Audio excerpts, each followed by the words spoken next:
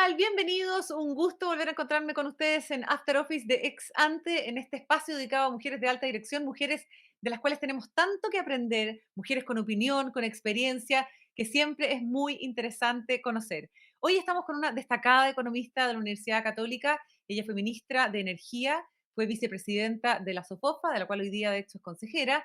Ha sido reconocida durante 5 oportunidades dentro de las 100 mujeres líderes de nuestro país. Directora de varias empresas de variados sectores. Además, es un gusto saludarte y tenerte hoy día en After Office. Susana Jiménez, bienvenida. Muchas gracias por la invitación, feliz de estar acá conversando contigo. Hartos temas. Hartos temas podemos conversar, sí. Sí. Yo me imagino, Susana, que además con esta, bueno, yo conté solo algunas cosas de las que tú haces, porque además estás súper encima, me imagino presente también tus temas familiares. Tienes una agenda bien exigente, súper apretada. Sí, a mí la verdad es que siempre me ha gustado trabajar y me gusta lo que hago, así que no es un problema. En eso la familia me ha apañado siempre. Probablemente lo más visible fue mi periodo como ministra de Energía y apañaron full. Así que están bastante acostumbrados y la verdad es que post pandemia esto de poder trabajar desde la casa también cambió mucho la dinámica y la posibilidad de verse mucho más seguido, más la cotidianidad, así que yo no me quejo. Está bien. Susana, ¿cómo fue esa experiencia en el gobierno, más estrechamente política? ¿Cómo lo viviste? Mira, yo siempre digo que para mí, pese a lo intenso que es, pese a las dificultades que uno enfrenta en el cargo, a la exposición, para mí la verdad es que fue un privilegio. Tuve la oportunidad de formar un muy buen gabinete que me acompañó. eh, y esto, bueno, yo venía del mundo de las políticas públicas, no de las políticas secas. Y eso obviamente hace que haya muchas cosas que son nuevas para uno. Eh, pero para mí el poder estar en un ministerio sectorial donde había mucho tema técnico que abordar y que tiene una parte social que a veces la gente no la ve, pero que es preciosa. O sea, uno recorre todo el país, por ejemplo, dando soluciones energéticas en pueblos escondidos que nunca han tenido acceso a la Qué increíble. electricidad. De verdad es súper bonito y como experiencia para mí profesional y humana fue realmente muy, muy buena. ¿Y crees tú también, Susana, que en esa posición ayuda la visión femenina? Yo creo que ayuda a la visión femenina en todas las posiciones. Yo Ujú. creo que este es un mundo de hombres y mujeres y perderse la oportunidad de tener mujeres en los distintos cargos, la verdad es que es un aliciente para las generaciones más jóvenes. Yo siempre, Gata, he pensado que nosotros muchas veces evaluamos la situación actual, pero es como con espejo retrovisor. Porque generalmente además miramos los altos cargos, ¿no? De la alta dirección y evidentemente ahí hay menos mujeres, muchas mujeres que pudiendo estar en esas posiciones tomaron otros caminos en la vida. Eh, pero creo que hoy día la realidad de la gente más joven, donde hay mucho más corresponsabilidad, donde hay mucho más flexibilidad, donde más de la mitad de las matrículas en la educación superior son mujeres, creo que esa realidad va a ir cambiando crecientemente. Sí, ¿eh? Susana, hoy día el discurso político está súper permeado por el lenguaje y las propuestas inclusivas, ¿no es cierto? ¿Van, crees tú, en el sentido correcto? Mira, yo soy fiel creyente de que el lenguaje es parte de la cultura. Los lenguajes latinos tienden a ser masculinos, ¿ah? Los plurales son masculinos, etcétera. Ahora, tampoco creo que hay que pasarse de revoluciones. O sea, cuando caemos, nos hemos reído este último tiempo con las y los establecimientos, las y los medicamentos. La verdad es que probablemente este es un péndulo que se fue al extremo, que hace muy tedioso también los discursos, las conversaciones, cuando siempre hay que nombrar masculino y femenino, pero yo sí soy partidaria de que de alguna manera se visibilice la presencia femenina y eso incluye el lenguaje, sin lugar a dudas. ¿Sí? Y en otros aspectos, ¿cómo crees tú que se ha incluido bien la visión femenina? ¿Qué destacarías de lo que se ha hecho recientemente en el país? Mira, yo creo que esta tendencia que probablemente en los países desarrollados fue muy anterior a la nuestra, Ujú. y por eso ha sido tan vertiginosa probablemente en Chile, se ha instalado positivamente. O sea, yo creo que Ujú. hoy día, por ejemplo, a nivel empresarial hay plena conciencia de incorporar más mujeres, porque se entiende que tenemos capacidades similares y visiones muchas veces distintas y por lo tanto complementarias y esa diversidad aporta. Yo diría que a nivel de empresa, a nivel de autoridades, ha habido una evolución en ese sentido y sin duda también en el mundo laboral, porque yo insisto, no miremos solo en la alta dirección, yo creo que donde realmente hay que igualar la cancha es en todos los niveles, facilitando la inserción de la mujer al mercado laboral, su permanencia, eso pasa por corresponsabilidad familiar sin lugar a dudas, por flexibilidad laboral, por medir más resultados que necesariamente un horario y que eso haga más compatible la vida del hogar con la vida profesional en todos los niveles y ese es el gran desafío. ¿Crees tú, Susana, considerando que todavía hay mujeres que no vuelven, no se incorporan a la fuerza de trabajo, que hoy día los puestos de trabajo tienen que tener otras características o ciertas flexibilidades para que las mujeres accedan a ellos?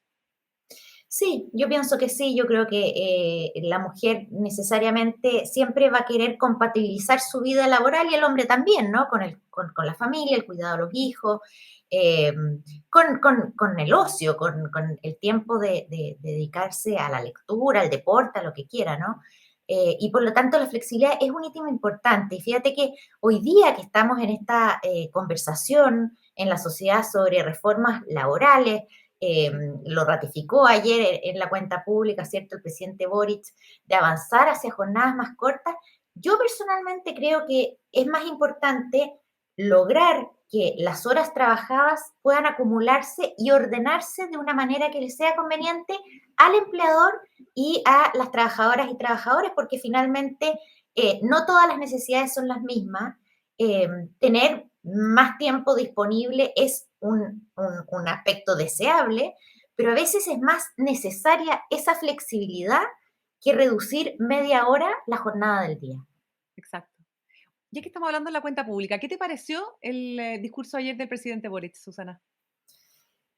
Mira, yo creo, a ver, del punto de vista del tono, a mí me pareció que fue un tono bastante conciliador y en ese sentido valoro que haya habido una convocatoria a los acuerdos, a los diálogos, eh, una mirada más humilde, pero eso no quita que haya sido un discurso tremendamente ideológico, y cosa que tampoco sorprende, ¿no?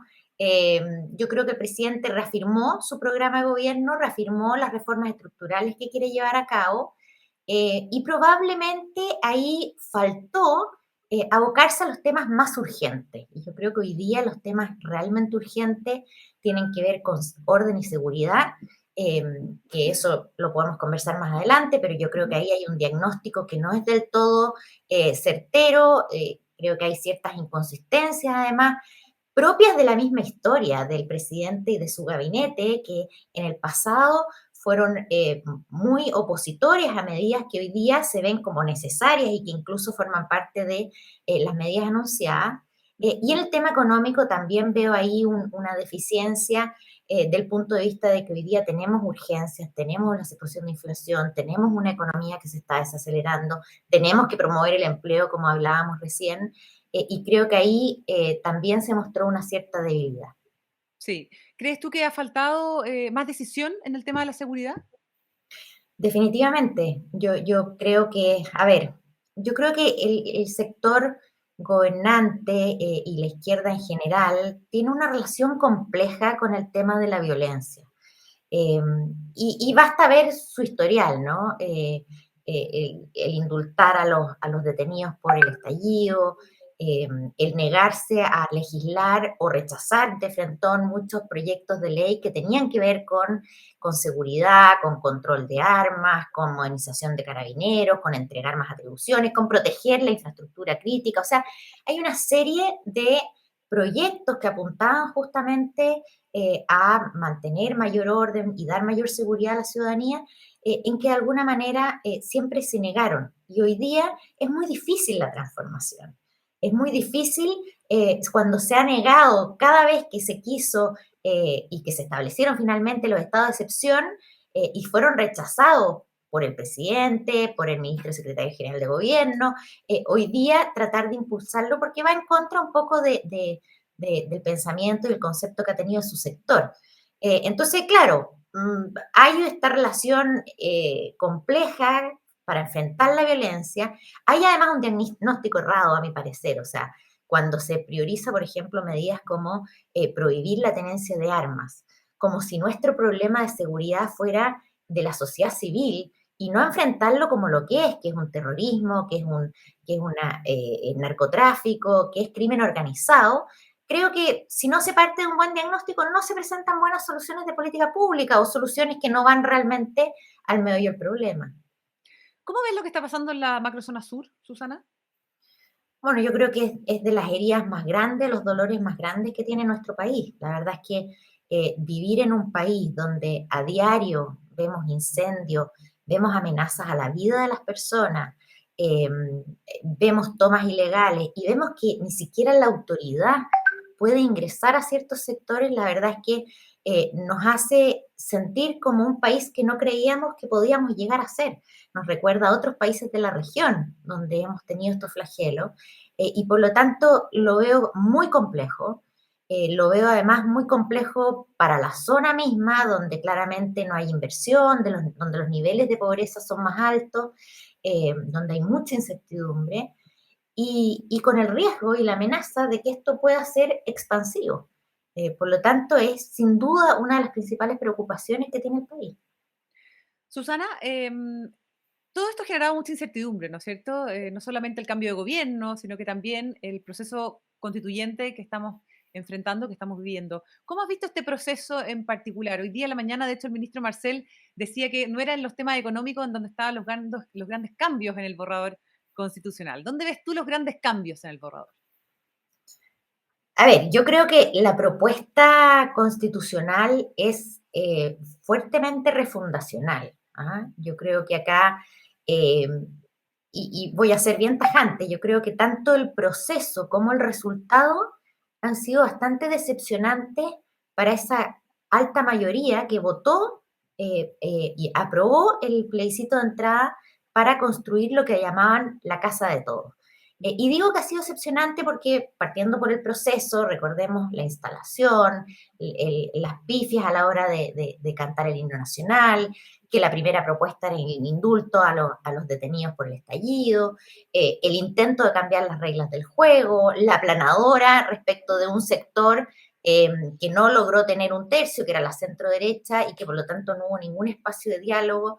Y hasta el día de hoy, ¿no? En la discusión de las normas transitorias, que hay muchos temas bien cuestionables, como dejar encadenado de alguna manera esta constitución y no permitirle o darle muy poco espacio a el Congreso vigente para modificarlo. Entonces creo que el proceso ha estado lleno de tropiezos y eso ciertamente no favorece el resultado final. Y en cuanto al resultado, como te decía, para mí es un proceso profundamente refundacional, que va mucho más allá de lo que probablemente la gran mayoría de las personas aspiraban a lograr. Y nos entrega un producto, una propuesta, donde yo veo tal vez como tres capítulos fuertes, si los pudiéramos agrupar, no hay muchos más, pero uno tiene que ver con un sistema político más débil, donde no hay contrapesos, donde el poder ejecutivo, ojo, puede estar atenuado el presidente o puede estar exacerbado dependiendo de los equilibrios que se logran a nivel de esta Cámara, de este Congreso que en la práctica es unicameral, ¿no? Donde además pierden poder las regiones porque conforman la Cámara de las Regiones, pero que no tienen las mismas atribuciones que tiene actualmente el Senado y donde proliferan, hay más de 70 nuevas entidades públicas. Entonces, el sistema político yo lo veo debilitado. Por otro lado, del punto de vista de la institucionalidad económica, también veo muchos riesgos eh, y uno podría ir uno por uno, ¿no? Pero Pero, política. ¿cuáles serían esos mayores riesgos desde el punto de vista de la institucionalidad económica, Susana? Mira, política fiscal, yo valoro que se considere la responsabilidad de la sostenibilidad fiscal, pero a renglón seguido tenemos una cantidad de atribuciones a niveles comunales y regionales que incluyen posibilidades de endeudamiento, etcétera. Tenemos el problema de la iniciativa exclusiva del presidente, que desaparece para algunos temas y para otros se reemplaza por la concurrencia del Ejecutivo en las propuestas parlamentarias, lo cual sin lugar a dudas va a ser una tremenda presión para políticas más expansivas o más populistas. Ujú. Tenemos los temas de derecho de propiedad. Ahí esa era la típica discusión, ¿no?, que había antes de que se constituyera esta convención, de que se decía, no, si los derechos de propiedad se van a mantener, Nos van a ya, tocar. pero viene la letra chica, que en realidad si te expropian, no es no te van a compensar el daño causado, sino que te van a Pero, pagar un precio justo. ¿te convence el concepto del precio justo?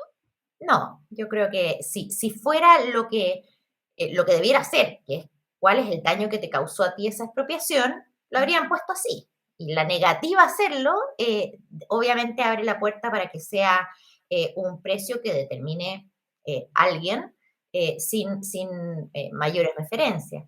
Está todo el tema de los bienes naturales comunes, ¿ah? Que son inapropiables, y ahí el tema del agua, yo le haría un doble clic, porque la verdad es que el tema del agua es un tremendo tema, que se pierden los derechos de propiedad, pasan a ser meras permisos administrativos que te los pueden caducar, que no puedes comerciar, o sea, lo que eso significa desde incluso cosas tan básicas como los servicios sanitarios, el agua para el consumo humano. Bueno, para proveer en la sequía el consumo humano, es necesario ir y comprarle derechos a otros. Si son incomerciables, esa alternativa ya no va a estar. Exacto. Bueno, y así suma y sigue, ¿no? La autonomía del Banco Central se debilitó, hay huelga ilimitada, hay negociaciones ramales, todo lo cual hace que la institucionalidad económica a mí me parece que se ve mucho más vulnerable. Te decía que yo pondría tres temas, ¿no? El político, el económico, y yo creo que mención especial también amerita hablar de cómo se aborda el tema indígena en esta propuesta constitucional. Porque la verdad es que pasamos de un reconocimiento constitucional, de un reconocimiento de la multiculturalidad y de preservar esos valores, a Ujú. una situación muy excepcional, yo diría excepcional en el mundo, donde en realidad a los pueblos originarios se les está entregando en esta propuesta el derecho a retribución de tierra, se les está entregando escaños reservados en todos los estamentos del Estado, se le está entregando un derecho a veto al exigir su consentimiento en todas las leyes, normas y proyectos que pudieran afectarle, se le está dando autonomía y autogobierno territorial. Entonces, la verdad es que hay ahí un tema muy, muy fuerte que yo creo que es una fuente de conflicto a futuro. O sea, cuando uno ve lo que va a ser esta comisión territorial indígena, que básicamente va a mapear el país, va a decir, bueno, ¿dónde hay reivindicaciones de tierra? Y uno lo contrapone con las demandas que existen de las distintas etnias, la verdad es que esto puede convertirse en una disputa por tierras y recursos a lo largo de todo el país. Mm. Susana Jiménez, ¿cómo has visto el rol de los empresarios en este proceso? Por una parte, se han sido no escuchados. Ayer estuvo presente, de hecho, en la cuenta pública el presidente de la CPC, Juan Sutil. Eh, Juan Sutil. ¿Hay una responsabilidad también en esa materia de los empresarios? Mira, yo te puedo hablar del punto de vista de la SOFOFA, porque en la SOFOFA yo estoy como consejera, pero también hemos conformado dentro del Comité de Políticas Públicas una mesa constitucional que la preside Marisol Peña, de hecho, y ha habido una disposición absoluta para participar del proceso. O sea, desde que se elaboraron propuestas normativas, se pidió audiencia, se participó del proceso, eh, pero la ¿Pero se verdad han es sentido que escuchados o no? yo diría que en absoluto. O sea, fue así como muchas otras normas que tuvieron las firmas suficientes, las 15.000 firmas, ¿cierto? No pasaron ni a la discusión. Y yo diría que no han habido esos espacios que uno hubiera esperado para un verdadero diálogo. Eh, y en ese sentido, claro, el empresariado, yo diría en términos generales, yo no represento a nadie, pero hay una cierta preocupación de ser actores o digamos al menos partícipes de los procesos. Esto estamos hablando de la Constitución, pero ahora viene toda una etapa también de programa de gobierno, o sea, ¿qué pasa con la reforma tributaria? ¿Qué pasa con las reformas laborales? ¿Van a haber más espacios de conversación o va a ser como fue el proceso constituyente donde la verdad es que no hubo ninguna capacidad de injerencia? Ujú. El ministro Marcel ha señalado, bueno, que están abiertos estos espacios de diálogo, que funcionó muy bien, dijo de hecho el día de la mañana con el tema del sueldo mínimo y que eventualmente podría realizarse en la reforma tributaria. Bueno, en el tema del sueldo mínimo era una aspiración del programa de gobierno y su contraparte fue la CUT, básicamente. Eh, y, y compartiendo el anhelo de mejorar los ingresos, yo creo que ningún economista podría desconocer que eso a la larga igual tiene un impacto en la creación de empleo y en los emprendimientos, sobre todo los más pequeños, ¿no? Ujú. Eh, pero yo diría que ya una reforma tributaria y reformas de más envergadura, digamos, requieren de análisis técnico mucho más detallado. Ujú. eh, y por lo tanto yo esperaría que haya un buen diseño y un buen análisis del impacto regulatorio. O sea, estamos en una economía debilitada, estamos en una situación, y no quiero decir que entonces hoy no debe hacerse, pero más adelante, pero hay que evaluar y ponderar bien el escenario. Chile hoy día está con la inversión paralizada, está con un consumo que se está progresivamente desacelerando, que Ujú. todos los diagnósticos pronostican un segundo semestre con recesión técnica, es decir, con un crecimiento negativo cuando se mide un trimestre respecto del anterior en forma desestacionalizada, y un escenario mundial que tampoco nos va a ayudar. O sea, incluso a nivel global se está hablando de una amenaza, un riesgo de recesión en el 2023. Entonces, si queremos crecer más, si queremos que los derechos sociales no sean meras inspiraciones de los constituyentes y realmente se traduzcan en calidad de vida para las personas, se requiere crecer, se requiere invertir, se requiere empleo y por lo tanto se requiere una estructura tributaria que converse adecuadamente, recaudando por un lado, pero también no frenando el ya alicaído desarrollo económico que estamos viendo. Enormes desafíos por delante para este año, sin duda, Susana. Así es, no está fácil, No está fácil. ¿Estás preocupada por el futuro de Chile? sin duda. O sea, yo creo que estamos viviendo periodos complejos, ya te adelantaba, la situación económica mundial es compleja, venimos ni siquiera saliendo, pero venimos de una pandemia muy larga que tuvo consecuencias e impactos importantes en la actividad, sobre todo en algunos sectores, eh, que llevaron a políticas públicas, tanto en Chile como en el mundo, de apoyos fiscales muy necesarios, pero que recordemos en Chile se vieron además complementados con retiro de fondo de pensiones, una política pública muy cuestionable porque debilita las pensiones del futuro, pero generó este exceso de liquidez y hoy día lo estamos viendo en una inflación alta. La inflación es un flagelo que le pega sobre todo a la gente más vulnerable y que augura alzas de tasas de interés y eso a su vez frena nuestra economía. En Mm. Chile se está dando con mayor fuerza, pero también en el mundo y por lo tanto el escenario económico es complejo y tenemos que saber abordarlo de una manera tal que, como te decía antes, compatibilicemos mayor calidad de vida y estas aspiraciones que todos tenemos para los chilenos, pero con un dinamismo y una necesidad de crecimiento que de repente está un poco ausente en las discusiones públicas. Muy bien, muy interesante, Susana. Muchísimas gracias por haber estado hoy día con nosotros en After Office de Exante. Encantada, muchas gracias por la invitación. Buenas tardes.